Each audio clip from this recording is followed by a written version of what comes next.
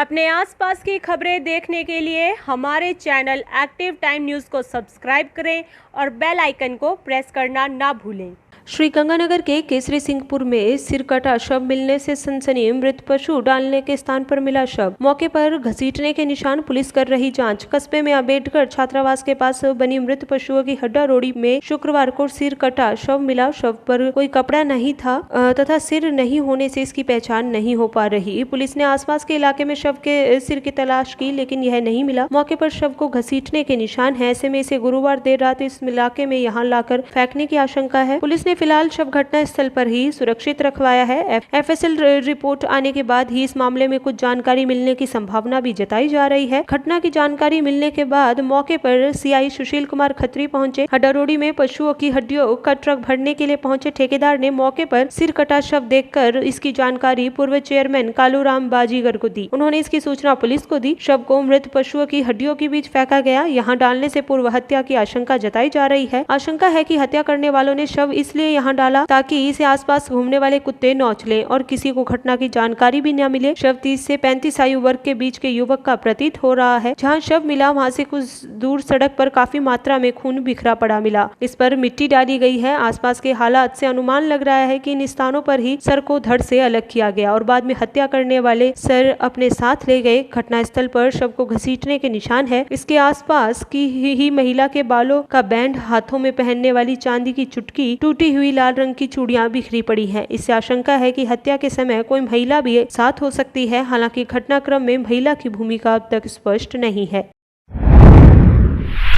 अनदेखी पर एमएलए ने किया वॉकआउट। सूरतगढ़ नगर पालिका की बैठक में हंगामा। विधायक बोले, सर्वसम्मति से प्रस्ताव करने थे पारित तो बैठक बुलाने का क्या फायदा। नगर पालिका के साधारण सभा की बैठक शुक्रवार को हंगामे के बीच संपन्न हुई। कई प्रस्तावों पर विरोध के बाद अनदेखी करने पर विधायक राम प्रताप कासनिया ने बैठक से वॉकआउट ही कर दिया। उन्होंने कहा कि उन्हें सदन में बोलने ही नहीं दिया जा रहा। बैठक के दौरान 11 प्रस्ताव पारित किए गए। ये सभी प्रस्ताव हंगामे के बीच सर्वसम्मति से पारित हुए। बैठक में हिस्सा लेने पहुंचे विधायक राम प्रताप कासनिया ने नगर पालिका के लोन लेने के प्रस्ताव पर विरोध जताया, लेकिन उसे नजरअंदाज कर दिया गया, जिसे नाराज विधायक कासनिया वॉकआउट कर सदन से बाहर आ गए। पत्रकारों से बातचीत में विधायक कासनिया ने सदन में बोलने नहीं देने का आरोप लगाया। उन्होंने सीवरेज और अतिक्रमण को लेकर पालिका अध्यक्ष को कटघरे में खड़ा कर दिया। विधायक ने कहा कि जब बिना आपत्ति ही सारे प्रस्ताव पास किए जाने हैं तो फिर मीटिंग बुलाने का औचित्य क्या रहा। बैठक के बाद एमएलए कासनिया ने कहा कि बैठक में अपना पक्ष रखना उनका अधिकार है, इसका हनन किया गया। नगर पालिका भवन के लिए लोन लेने के मुद्दे पर उन्होंने बात रखनी चाहिए तो इसे अनसुना कर दिया गया। इसे नाराज होकर उन्होंने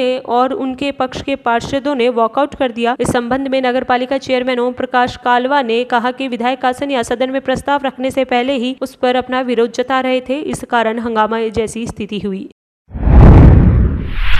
तहसीलदार ने कलेक्टर की धमकी को सरकारी ऑर्डर में लिखा। एसडीएम ने पाली कलेक्टर को हाई लेवल के फोन का हवाला देकर आवासीय जमीन का कन्वर्जन रद्द करने का दबाव बनाया। राजस्थान में पहली बार किसी अफसर की ओर से सरकारी ऑर्डर में ब्यूरोक्रेसी की पूरी चेन पर दबाव डालने का मामला सामने आया है। मामला पाली जिले के रायपुर तहसील में एक आवासीय जमीन के कन्वर्जन को रद्द करने का है। हाई लेवल के दबाव का तत्कालीन तहसीलदार नरेंद्र सिंह पवार का लेटर सामने आने से ब्यूरोक्रेसी में पाली से जयपुर तक हलचल मच गई है। तत्कालीन तहसीलदार नरेंद्र सिंह ने हाई लेवल से हाई प्रेशर का पूरा ब्यौरा ऑर्डर शीट में लिखा है। इसमें बताया है कि रायपुर तहसील में मिल कॉलोनियों आवासीय जमीन की कन्वर्जन किया गया था और इसे रद्द करने के लिए जयपुर से साहब के कहने पर कलेक्टर और रायपुर तहसीलदार लगातार दबाव बनाते रहे। जिन धाराओं का हवाला दिया गया उसमें ऐसा मामला बनता ही नहीं। आरोप है कि नौकरी ध्यान में रखने तक की भी धमकी दी गई। इधर कलेक्टर का कहना है कि आरोप गलत है और बैकडेट में ऑर्डर जारी किए गए, जबकि एपीओ तहसीलदार अब भी इस बात पर बना है कि उस पर बेवजह प्रेशर बनाया गया।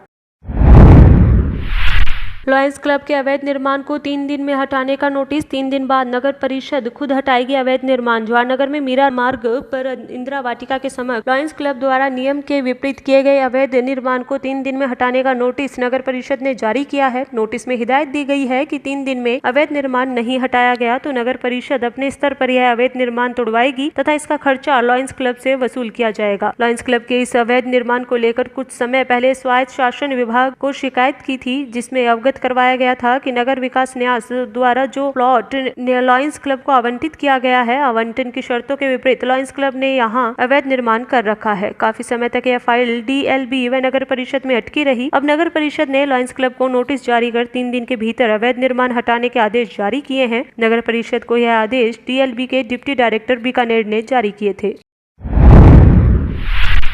नॉनवेज खाकर हड्डियां घर से बाहर फेंकी तो खूनी संघर्ष। अंडे के छिलके और नॉनवेज बाहर पड़ा देखकर 2 परिवार भिड़े। लाठी और पत्थरों से हमला बोला, 1 की मौत 4 घायल। मामूली बात पर 2 परिवारों में खूनी संघर्ष हुआ। बताया जा रहा है कि लाठियों व पत्थर से एक दूसरे पर हमला किया। हमले में एक पक्ष में छोटूलाल प्रजापति 60 वर्षीय की मौत हो गई, जबकि दूसरे पक्ष में महिला समेत 4 लोग घायल हुए। इनमें से एक गंभीर है, जिसे 12 रेफर किया गया है। झगड़ा घर के बाहर नाली में कचरा फेंकने को लेकर हुआ था। DSP जिनेंद्र कुमार जैन ने बताया कि पोस्टमार्टम के बाद शव को परिजनों को सुपुर्द किया है। दोनों पक्षों की ओर से शिकायत दी गई, मामले की जांच कर रहे हैं। कार में जिंदा जला ड्राइवर। अलवर के बबेड़ी गांव के बीच रात को कार में लगी आग, राख बन गया शरीर, केवल हड्डियां बची, नंबर प्लेट से हुई पहचान। अलवर के बानसूर में गांव जाने वाले मुख्य रोड के बीच में कार में एक व्यक्ति जिंदा जल गया। इस हादसे में कार ड्राइवर पूरी तरह से जलकर राख हो गया। ड्राइवर सीट पर अब केवल उसकी हड्डियां ही बची हैं। सुबह वहां गुजरने वाले लोगों ने कार को देखा तो पुलिस को जानकारी दी, लेकिन 10 बजे तक पुलिस भी मौके पर नहीं पहुंची। कार इतनी बुरी तरह जल गई थी कि मृतक की पहचान करना भी मुश्किल हो रहा था। घटना की जानकारी मिलते ही ग्रामीण मौके पर पहुंचे तो कार और उसके नंबर देख उन्होंने मृतक के बारे में जानकारी दी। पुलिस ने बताया कि ड्राइवर की पहचान विशंभर यादव के तौर पर हुई है। थाना अधिकारी सत्यनारायण ने बताया कि प्रारंभिक तौर पर सामने आया कि गाड़ी CNG की थी। शॉर्ट सर्किट की वजह से आग लगी है। ड्राइवर ने बाहर निकलने का भी प्रयास किया, लेकिन वह हादसे का शिकार हो गया।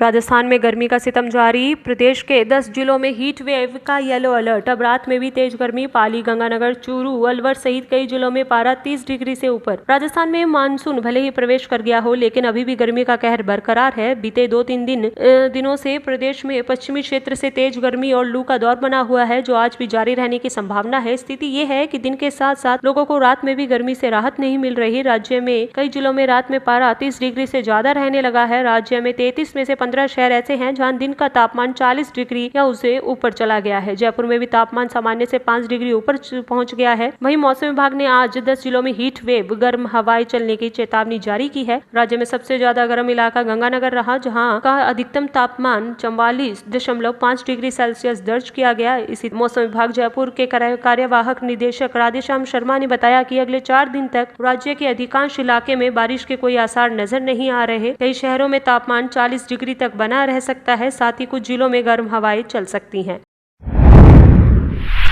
जयपुर में पहुंची कोविशील्ड की 5,39,000 डोज। प्रदेश के अलग अलग जिलों में भिजवाई वैक्सीन। कल से रफ्तार पकड़ेगा टीकाकरण अभियान। आज से प्रदेश में वैक्सीनेशन प्रोग्राम फिर रफ्तार पकड़ेगा। जयपुर में 5,39,000 वैक्सीन की डोज आने के बाद इन्हें प्रदेश के सभी जिलों में सप्लाई किया गया है। जयपुर से अन्य जिला मुख्यालयों पर तक वैक्सीन नहीं पहुँचने के कारण वैक्सीनेशन नहीं हुआ। अधिकारियों के मुताबिक जयपुर में बड़ी संख्या में दूसरी डोज वालों को वैक्सीन लगनी है। हालांकि कुछ सेंटर्स पर फ्रेशर को भी डोज लगाई जा रही है।